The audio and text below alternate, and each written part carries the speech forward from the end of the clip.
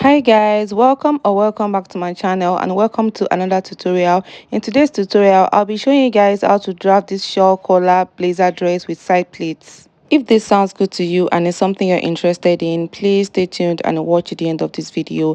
If you're also new to my channel, please don't forget to click on the subscribe button and join the family. And to my returning subscribers, thank you so very much for coming back. Don't forget also to give me a thumbs up and share my video to your friends. With that being said, let's get right into this video.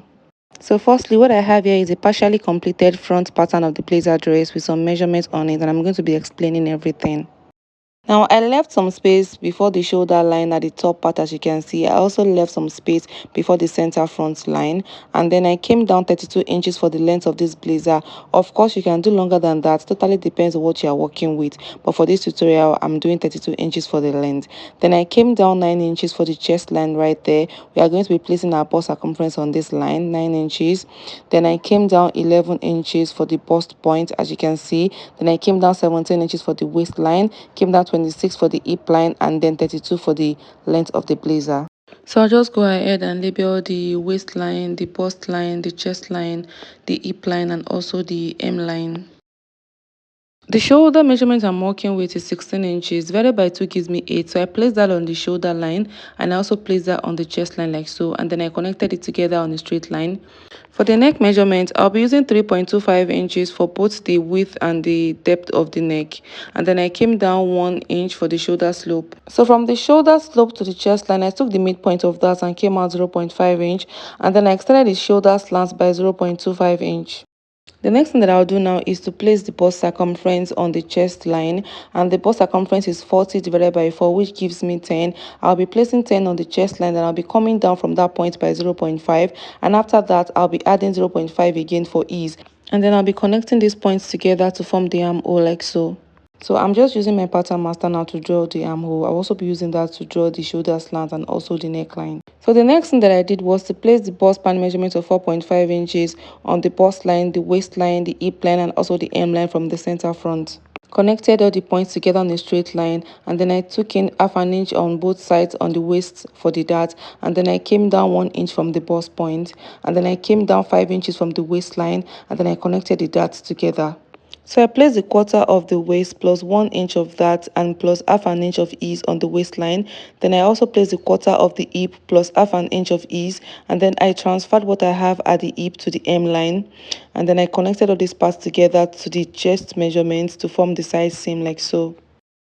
And just a reminder guys, I have a tutorial on how to draft a shawl collar blazer, and I'll be linking that to this video in case you're interested in checking it out. Now the next thing we want to do now is to determine where we want our breakpoint to be, and the breakpoint is where the button is going to start from, or the fold of the shawl collar is going to start from. And I came down 2 inches from the bust point. You can do lower than that, totally depends on your preference. So from that point I came out 1 inch for the button extension. So I'll be taking that all the way to the hem line, and then I'll be connecting it together on a straight line like so.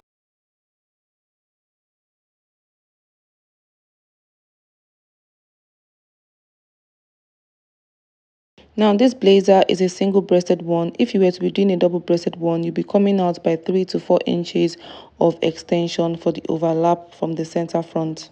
So the next thing that I'll be doing now is to transfer the back neck measurement onto the front at the shoulder line in order for us to draw the shawl collar design. So in order for me to do that, I will take my back pattern and measure what I have at the back neckline. So I have 4 inches. So I'm going to be placing that 4 inches in a slanted way like this. I'll be placing it on that line just like that, and I'll place my 4 inches like so. After marking the 4 inches, I'll just go ahead and use ruler to connect the points together like so. Now the next thing that I will do now is to go over to the back neckline and come out by 0.5 inch towards the right hand side like so. And then from that new point, I'm going to be connecting it again back into the front neckline like so. Just watch what I'm doing. Now from the original back neckline, I'm going to be coming out 2 inches for the width of the collar. Now of course that is not a constant, you can do more than that if you want, but I'll just be using 2 inches for that, and then I'll connect the points together. After doing that, I'll be connecting the 2 inches back into the 0.5 that we took out before at the right hand side like so. and then from there we can draw out the shawl collar, connecting it towards the break point like so. Just be creative, and just you can formulate any kind of style you want for your shawl, any shape you want. Just be creative. So I'm just trying to draw a shape here for the shawl. Now from the tip of the break point, I'm going to be drawing a slanted line towards the tip of the eye shoulder point. Just watch what I'm doing. I'll just draw a slanted line to connect these 2 points together like so. So I'll just go ahead now and use marker to further highlight all the lines that we've drawn before, the shape of the collar and also the shape of the shawl design.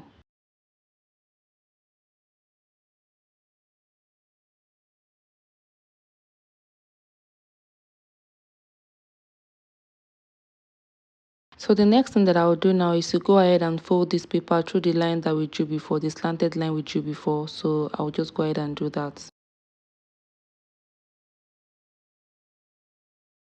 Then I'll just go ahead and trace the shape of the shawl onto the other side of the paper.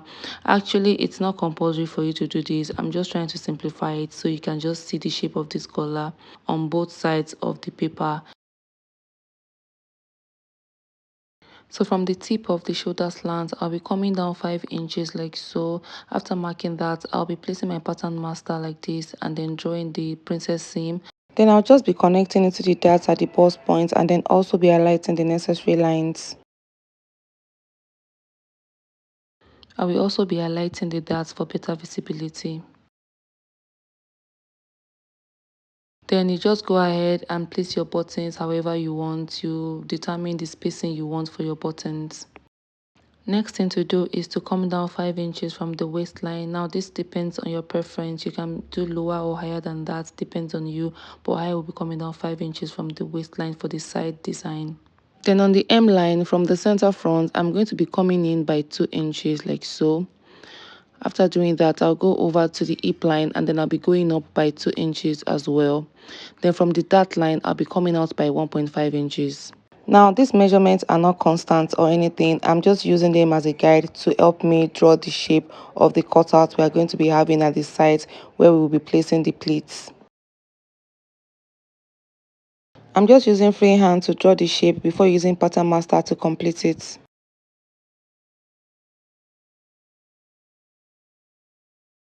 Then I'll use marker to highlight the drawn shape as shown.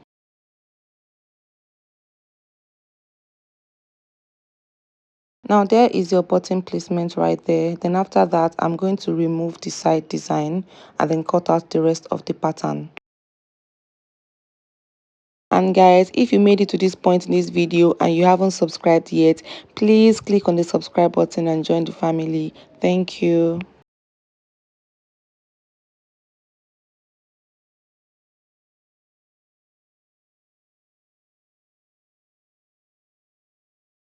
So what I'm doing is folding the shawl collar onto the paper as shown.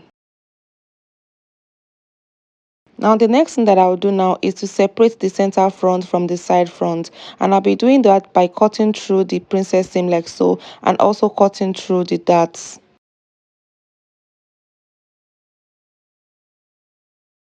Now these are the pieces side by side together with the cutout design. Now we are going to be having 2 pieces each for both the center front and the side front. Now let's go over to the back pattern. Now just like I did for the front, I'll be coming down from the shoulder slant by 5 inches like so, and then I'll connect straight to the dart at the bust area for the princess seam. Now from the center back on the waistline, I'm going to be coming in by 0.5 inch, and then from that point, I'm going to be connecting straight to the neckline and also the M line like so. Please note that the width of the back neckline is the same as that of the front neckline, but the depth of the back neckline is 1.25 inches. Now I'll be coming down 5 inches from the waistline just like I did for the front. And then I will use the side piece for the front to trace out the same design on the back pattern like so.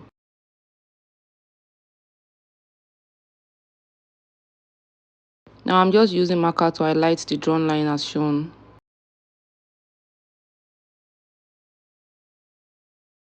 Then I'll proceed to cut out the side design and the rest of the pattern.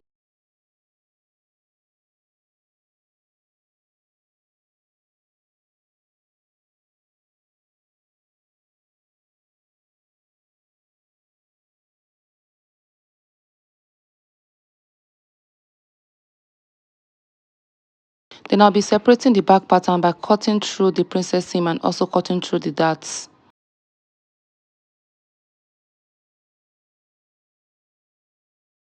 Then we are going to be having something that looks like this for the back pattern. Now moving on to the side piece that we cut out from the front pattern, I'm going to be dividing this piece into 4 parts. Now you can do more than 4 parts, depends on your preference. Now after going ahead to divide the paper into 4 or more parts depending on your preference, I'll just go ahead and connect all these points together on a straight line like so, and then number them 1 to 4. So I'll be cutting through the lines and separating the paper entirely so we can do the spreading technique on a fresh paper to achieve the pleats. So I'm just placing the paper pieces on a fresh pattern paper.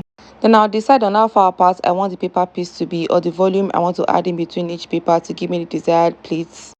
So I decided to add 1.5 inches in between each paper piece. As you can see, you can decide to do more than that, depends on the volume you want to achieve for your pleat. Now after doing that, I'll just go ahead and hold the rest of the pieces down using a masking tape. Now I'll just use pencil to trace out like the side and the upper part. Now it's not compulsory, it's quite optional, and then I'll go ahead and cut out the pattern like so. Now when you start to pleat, you're going to have something that looks like this. You're going to pleat according to the 1.5 inches volume that you added for each paper piece. I hope you understand. And when you insert it into the side of the blazer dress, you have something that looks like this. Also, don't forget you're going to be cutting 2 pieces of this pleats pattern for both sides of the front. So I'll just go ahead and repeat everything I did for the front side piece to the back as well.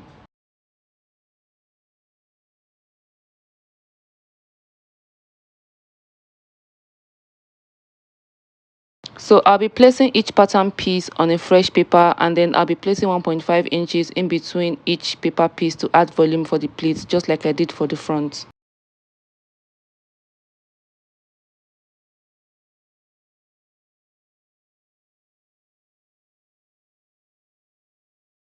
Then I'll just cut the pattern out.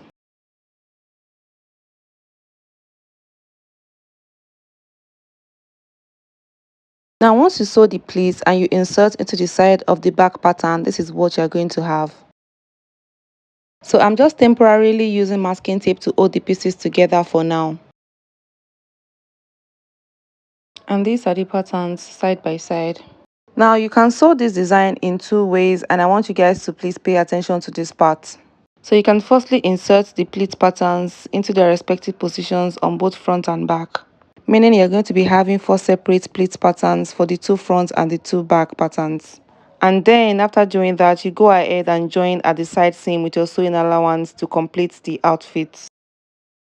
Now the second method you can use to achieve this design is to make the pleats pattern into one continuous pattern piece instead of 2 separate pieces. So you're going to be having just one continuous pleat pattern coming from the front towards the back at the sides instead of 2 separate pleats.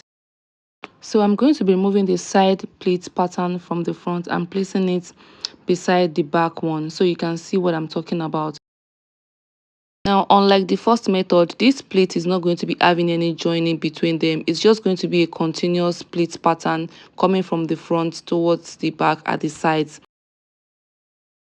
Now all you have to do is just to join the front and back at the side seam. After doing that, you'll be left with the little space at the side for the design. So you just insert the pleat pattern as a single unit into the space. There won't be any joining between the pleats like we had for the first method. So it's just going to be one continuous pleat at the sides from the front to the back, and then you join with your sewing allowance. And on that note, guys, we've come to the end of today's tutorial. Thank you so much for watching this video, and if you found it helpful, please give me a giant thumbs up, and don't forget to share my video to your friends. If you are also new to my channel, please go ahead and click on the subscribe button and join the family. Don't forget also to turn on your notification bell to get notified of my latest videos. So till I see you in my next video, guys, bye.